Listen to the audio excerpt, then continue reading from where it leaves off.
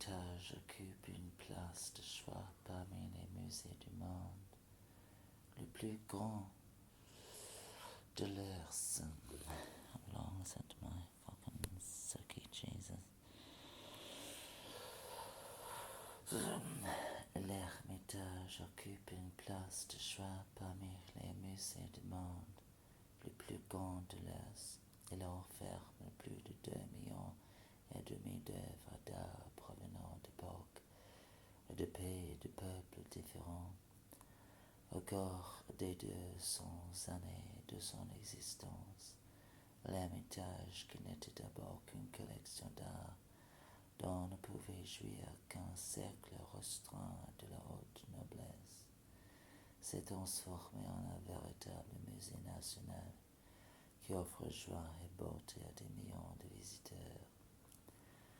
L'histoire de l'Ermitage est intimement liée à celle des édifices où se trouvent aujourd'hui les collections du musée, reliés les uns aux autres par des passages couverts. Le palais d'hiver et les trois bâtiments de l'Ermitage, connus sous les noms du Petit Ermitage, Vieil Ermitage et Nouvel Ermitage, forment un peu plus beau ensemble de la ville. Le palais d'hiver de splendide style baroque a été construit de 1754 à 1762 par l'architecte Bartolomeo Rastrelli. 1700 à 1771. À l'intérieur, l'édifice a dû subir de fréquentes modifications. Ainsi, au cours des années 1780 à 1400, Giacomo Caringhi, 1744 à 1817, et Ivan Starov, 1744 à 1808, créèrent un style classique une grande partie des salles. Ces remaniements se poursuivirent au cours des 30 premières années du XIXe siècle sous la direction des architectes Carlo Rossi, 1775 à 1849, et Auguste Montferrand, 1786 à 1858. L'incendie de l'hiver 1837 qui sévit pendant 3 jours dans le palais n'en laisse que demeure rongé par les flammes. Les travaux de restauration effectués sous la direction de Vassili Stasov, 1769 à 1848, et d'Alexandre Briolov, 1798 à 1877, furent terminés vers le printemps 1839. La façade du palais avait repris son aspect premier, tandis que les plans intérieurs se trouvaient presque tous remaniés en style de la dernière période du classicisme. Pendant plus d'un siècle et demi, le palais d'hiver servit de résidence au tsar, puis durant quelques mois du siège au gouvernement provisoire.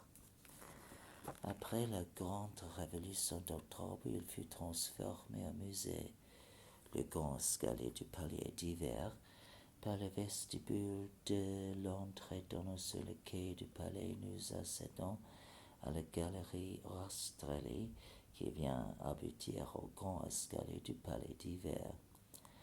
Au éclair foisonnant de dorures et de miroirs, il fut reconstruit après l'incendie de 1837 par Stasov, qui se conforme au plan de Rastrelli, tout en se permettant quelques légères modifications comme le remplacement des colonnes de stucco rose par des colonnes en granit gris de Serdobol et de la rampe en bois d'or et ouvragée par une balustrade de marbre.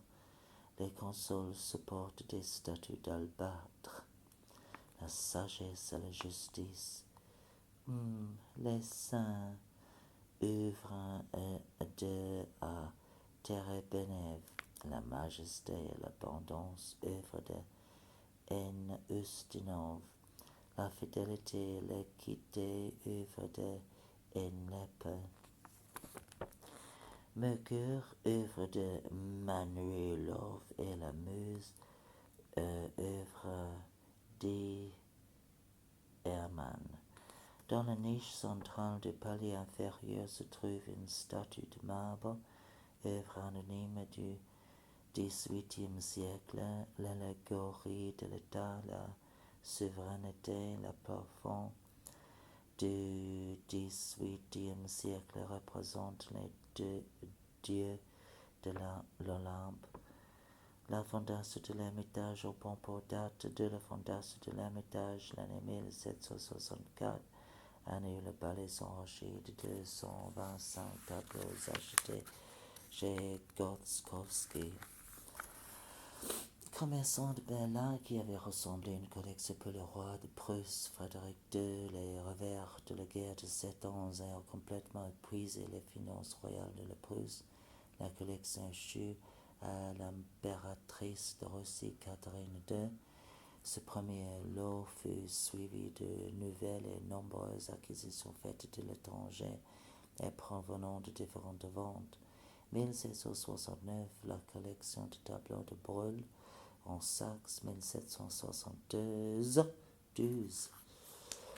celle de Cranzin en France, 1779, celle de Walpole en Angleterre, etc. Les gravures, les sculptures, les pierres taillées, les monnaies et les médailles, les gobelins, les pièces d'orfèvrerie, s'ajoutant aux peintres, conféraient aux collections de l'Ermitage une variété, une envergure exceptionnelle.